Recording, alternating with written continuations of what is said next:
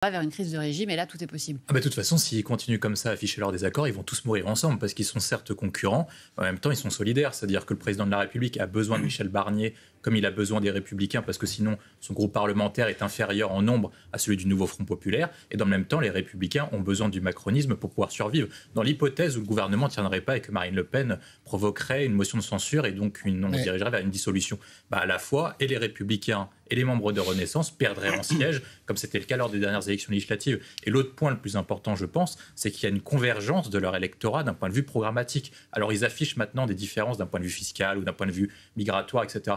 Il faut quand même se rappeler que les macronistes ont fait adopter une loi immigration à la fin de l'année dernière, auquel ils voulaient durcir les conditions migratoires, et que ce n'était pas la première qu'à l'époque de Gérard Collomb, ministre de l'Intérieur, il l'avait déjà fait également, et que les Républicains, certes, Michel Barnier, supposément demanderait une augmentation d'impôts, mais les Républicains, dans leur programme et dans le pacte législatif proposé par Laurent Wauquiez, sont hostiles à toute augmentation d'impôts. Donc, vraisemblablement, chacun gonfle les murs en vue d'une négociation qui soit beaucoup plus importante. Michel Barnier, Laurent Wauquiez et Retailleau pour obtenir plus de poches chez les Républicains, et de l'autre côté, Attal pour montrer qu'il ne se fait pas marcher dessus et qu'il fasse respecter les électeurs de Renaissance. Barnier fait une double faute, une faute politique et une faute économique sur la question de l'augmentation des impôts. Il fait une faute politique parce que son assise électorale et son assise parlementaire est appuyée par le groupe Renaissance et le groupe républicain. Les deux ne veulent pas d'augmentation d'impôts. Et en plus, le seul groupe sur lequel il dépend de sa survie, donc l'abstention du Rassemblement national, a dit très clairement dans différentes interviews que si par qui il y avait une hausse d'impôts, il censurerait un potentiel gouvernement. Or, Barnier a besoin de ces trois groupes pour pouvoir survivre et éviter une motion de censure.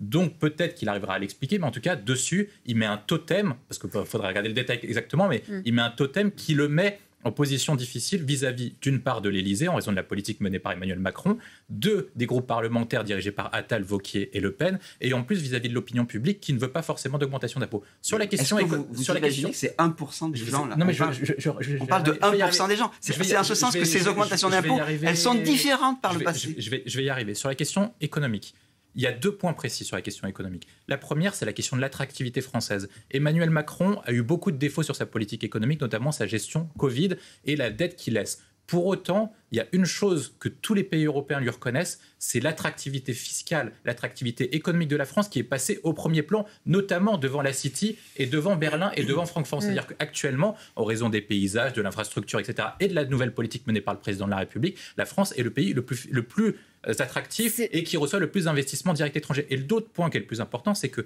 maintenant on sait ce que valent les augmentations d'impôts, notamment 2 choses précises. Le budget 2011 dirigé par Pécresse et le budget 2012 dirigé par Jean-Marc Ayrault. À l'époque, la France était dans ce qu'on appelle la crise des dettes souveraines. Il fallait trouver des recettes, baisser les dépenses ou augmenter les impôts. Les augmentations d'impôts de Pécresse et de François Hollande ont conduit à une récession économique. On estime que ça nous a fait perdre entre 1 et 1,5 points de croissance. L'autre point que je pense qui est important aussi d'un point de vue économique, c'est est-ce que Barnier peut justifier la hausse des impôts?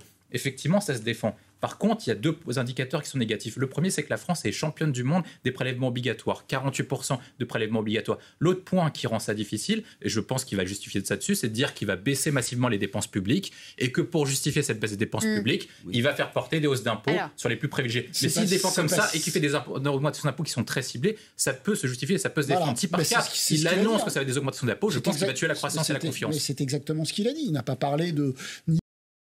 Pour vous, Jérôme Marty. Oui, bonjour Monsieur Marty. J'ai un double point, c'est effectivement, vous dites que l'hôpital public est certes saccagé, mais le président de la République avait annoncé à l'époque le Ségur de la santé, donc il avait augmenté les dépenses en faveur de la santé. L'autre point aussi, c'est que quand vous regardez les comparaisons entre la France et l'Allemagne, la France dépense autant par habitant que l'Allemagne. Pour autant, les soignants allemands sont mieux payés, ils avaient plus de lits lors de la crise Covid que nous. Est-ce que vous ne pensez pas qu'au lieu de demander des moyens supplémentaires et des efforts de réorganisation, des réformes structurelles appliquées à l'hôpital public uniquement plutôt que des rabots budgétaires?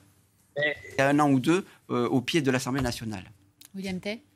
Sur la cancel culture, ce qui est compliqué à chaque fois, c'est de condamner quelqu'un a posteriori pour quelque chose qui n'était pas forcément illégal au moment où il les a commises, notamment dans le cas de Colbert ou le cas de Napoléon. Là, cette fois-ci, on ne peut pas dire que l'abbé Pierre a commis quelque chose qui n'était pas illégal dans les faits qui lui étaient reprochés, parce que l'agression sexuelle, que ce soit en 2024 ou en 1950, c'est toujours illégal, et c'est toujours été prohibé, même en vertu des codes et des traditions de l'époque. L'autre point qui est important, c'est l'image que renvoie l'abbé Pierre. Moi, personnellement, j'ai été choqué, et je pense que beaucoup de gens qui se renvoyaient à l'abbé Pierre voyaient de lui d'une certaine image, c'était un peu le bon samaritain qui aidait tout le monde. Et dans la mesure où cette image était cornée, est-ce qu'il devait renvoyer comme à tout, et ce pourquoi il a été décoré, honoré par des millions de personnes, va à l'encontre de ce qu'il a commis, donc il est à peu près normal qu'il disparaisse dans la mesure où ça a été pour cette raison précise qu'il a été honoré par beaucoup de personnes. Et puis il y a eu la réaction aujourd'hui, je ne sais pas si